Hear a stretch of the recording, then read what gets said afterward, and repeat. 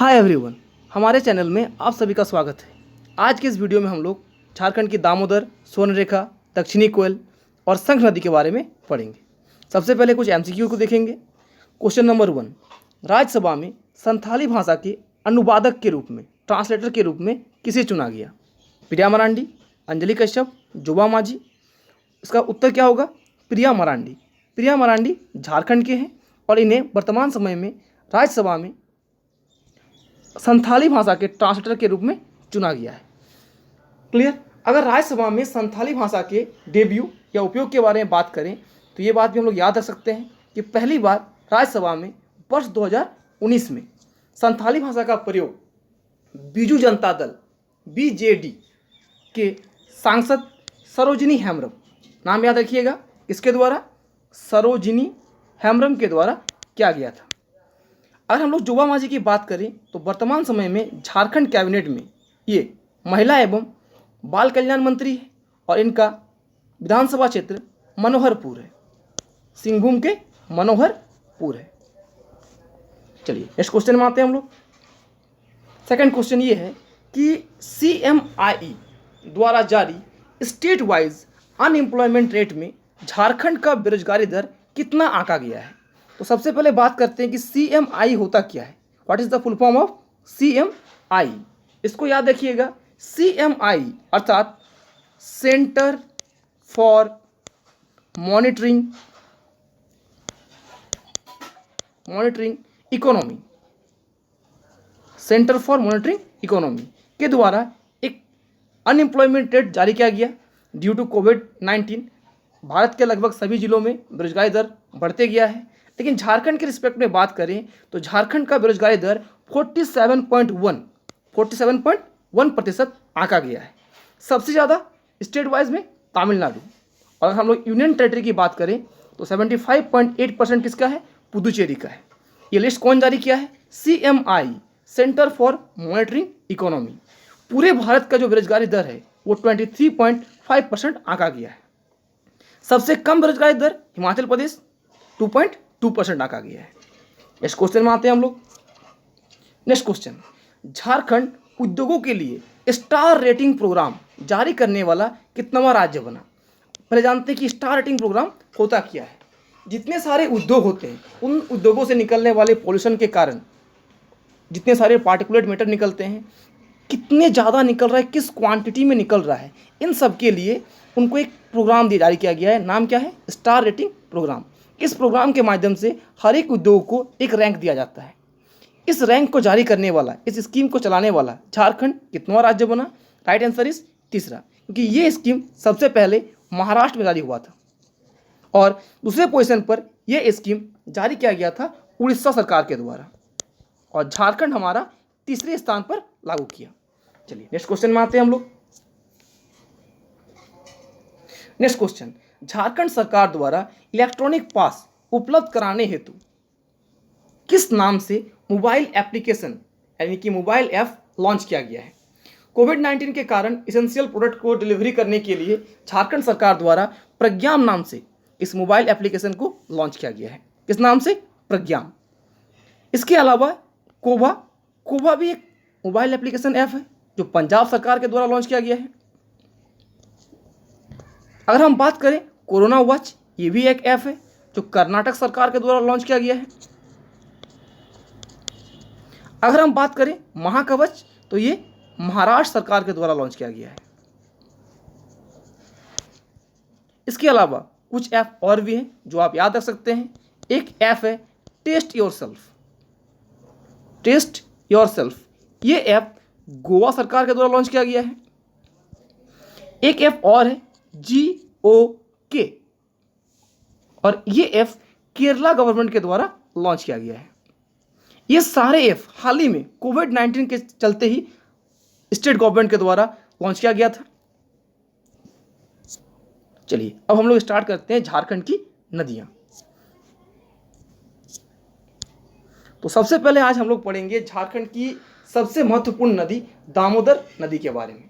दामोदर नदी की बात किया जाए तो दामोदर नदी झारखंड की सबसे महत्वपूर्ण नदी है। ये झारखंड की सबसे लंबी एवं सबसे बड़ी नदी है। दामोदर शब्द का शाब्दिक अर्थ के बारे में बात करें, इसका अर्थ होता है रूप ओवर द बेली। हम लोग ये भी जानते हैं कि भगवान श्री कृष्ण को भी दामोदर के नाम से संबोधित किया जाता था या किया जाता है। यह नदी झारखंड एवं पश्चिम बंगाल दोनों ही राज्यों में प्रवाहित होती है। इस नदी की कुल लंबाई 590 किलोमीटर है। इस नदी का उद्गम स्थल झारखंड के लातेहार टोरी, लातेहार के कहाँ से? टोरी। और अगर हम लोग एग्जैक्ट प्लेस की बात करें तो लिख सकते हैं चूल्हा पानी। लातेहार टोरी चूल्हा पानी से निकलती है। लगभग 610 मीटर की ऊंचाई से निकलकर ये झारखंड में लगभग 290 किलोमीटर प्रवाहित होती है दामोदर नदी, लेकिन टोटल लेंथ 590 किलोमीटर। इस नदी के बारे में ये भी कहा जाता है कि इस नदी के कारण पश्चिम बंगाल में बार बार बाढ़ जैसी घटनाएं होती रहती है। इसी कारण इसे बंगाल के शौक भी कहा जाता था। यह नदी झारखंड की सर्वाधिक प्रदूषित नदी की सूची में भी शामिल है। वर्ष 2003 में भारत सरकार के आंकड़े के अनुसार इस नदी को प्रदूषित नदी के सूची में शामिल किया गया था। अगर दामोदर नदी की बात किया जाए तो दामोदर नदी का अर्थ क्या होता है?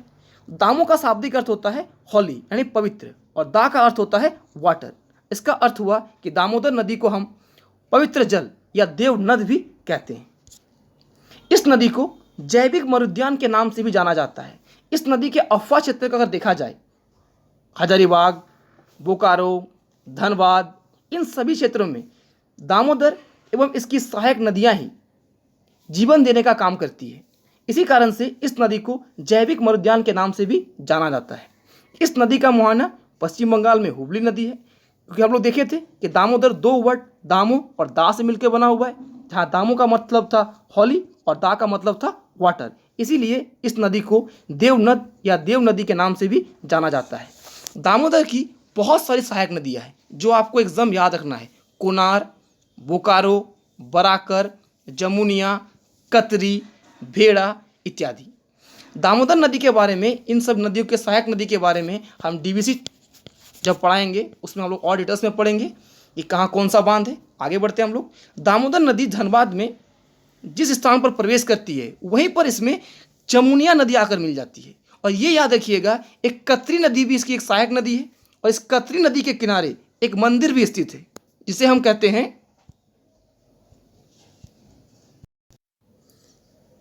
कहते हैं लिल्लौरी देवी का मंदिर। लिल्लौरी देवी का मंदिर जो कि काली को समर्पित है। अब हम लोग पढ़ेंगे झारखंड की दूसरी महत्वपूर्ण नदी के बारे में, स्वर्णरेखा नदी। स्वर्णरेखा का शाब्दिक अर्थ ही होता है स्ट्रीक ऑफ गोल्ड, सोने की लाइन। प्राचीन काल में यह मान्यता थी कि इस नदी की रेत में, बालू में सोने की प्राप्ति होती थी। इसी कारण से इसे क्या नाम दिया गया? स्वर्णरेखा का नाम दिया गया। स्वर्णरेखा नदी को सुवर्णरेखा के उपनाम से भी जाना जाता है। इस नदी का उद्गम रांची पठार के पिस्का नगरी के, एग्जैक्ट प्लेस कहने का मतलब रानी चुआ से निकलती है। यह नदी झारखंड में सरायकेला, पूर्वी सिंहभूम और रांची में प्रवाहित होती है। इसकी भी कई सारी सहायक नदियां हैं, और इनकी सहायक नदी के बारे में बात किया जाए तो इसकी सहायक नदी है खरकई, कांची, संजय, राड़ू, जुमार इत्यादि। जबकि हम लोग जानते हैं कि स्वर्णरेखा और खरकई इन दोनों के संगम पर झारखंड की औद्योगिक राजधानी टाटानगर, जमशेदपुर अवस्थित है। स्वर्णरेखा नदी झारखंड की एकमात्र ऐसी नदी है जो स्वतंत्र रूप से, मतलब स्वर्णरेखा के नाम से ही बंगाल की खाड़ी में मिल जाती है। स्वर्णरेखा नदी पर एक बंगाली फिल्म भी बनाई गई थी 1965 में। इसका नाम सुवर्णरेखा रखा गया था और उसके डायरेक्टर थे ऋत्विक घटक। भारत सरकार द्वारा एक मल्टीपर्पज प्रोजेक्ट स्वर्णरेखा नदी घाटी परियोजना 5वीं पंचवर्षीय योजना में स्टार्ट किया गया था। ये परियोजना झारखंड, उड़ीसा और पश्चिम बंगाल का संयुक्त परियोजना है। इस परियोजना के तहत, इस प्रोजेक्ट के तहत झारखंड में Chandil dam, Icha dam, Galudih dam, Getalsud dam इत्यादि का निर्माण किया गया था। नेक्स्ट हम लोग पढ़ेंगे दक्षिणी कोयल नदी के बारे में। दक्षिणी कोयल, हम लोग नॉर्थ कोयल नदी, उत्तरी कोयल नदी पढ़ चुके हैं कि उत्तरी कोयल नदी गढ़वा, पलामू इत्यादि में प्रवाहित होती है। आज पढ़ेंगे दक्षिणी कोयल नदी। दक्षिणी कोयल नदी का उद्गम स्थल रांची पठार के पिस्का नगरी के हम्बोल्ट नामक स्थान से होती है। यह नदी झारखंड में मुख्यतः रांची, पश्चिम सिंहभूम एवं सरायकेला खरसावां में प्रवाहित होती है। इसकी प्रमुख सहायक नदी में कारो नदी और कोयना नदी आती है। कारो नदी को भी हम लोग दो भागों में डिवाइड कर सकते हैं, उत्तरी कारो और दक्षिणी कारो, नॉर्थ और साउथ। इसके अलावा इसकी और एक सहायक नदी है जिसे हम लोग देवो नदी कहते हैं। क्लियर। दक्षिणी कोयल नदी झारखंड से निकलने के बाद उड़ीसा में पहुंचकर शंख नदी में जाकर मिल जाती है, अर्थात दक्षिणी कोयल नदी का मुहाना शंख नदी माना जाता है। भारत सरकार द्वारा 1973 में कोयल कारो परियोजना दक्षिण कोयल नदी पर ही शुरुआत की गई थी, परंतु लोगों के विरोध के कारण इस परियोजना को 2003 में पूर्णतः बंद कर दिया गया था। इस परियोजना के तहत लगभग 710 मेगावाट इलेक्ट्रिसिटी क्रिएट यानी विद्युत उत्पन्न करने की बात कही गई थी। नेक्स्ट हम लोग पढ़ेंगे आज शंख नदी के बारे में। शंख नदी का उद्गम स्थल गुमला के चैनपुर लुपुंगुटू से माना जाता है।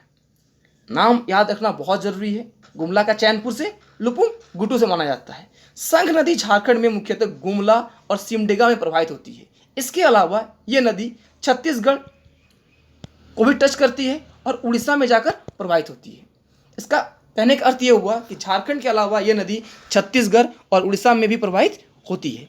यह नदी प्राचीन काल से ही बहुत ज़्यादा प्रसिद्धि थी, क्योंकि चाणक्य ने भी अपने अर्थशास्त्र में झारखंड की इरवा एवं शंख नदी का उल्लेख किया है और ये कहा है कि इन नदियों से हीरे की प्राप्ति होती थी, हीरे की प्राप्ति होती थी।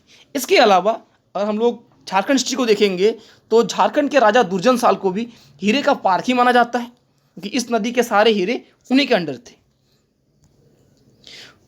देखिए, हम लोग पहले ही पढ़ चुके हैं कि दक्षिणी कोयल नदी उड़ीसा में जाकर शंख नदी से मिल जाती है। तो उड़ीसा के वेद व्यास नामक स्थान पर शंख नदी और दक्षिणी कोयल नदी का संगम होता है और इसके बाद इसकी संयुक्त धारा का नाम ब्राह्मणी नदी के नाम से जानी जाती है। आज के इस वीडियो में इतना ही। आई की नदियों के बारे में हम लोग नेक्स्ट वीडियो में पढ़ेंगे।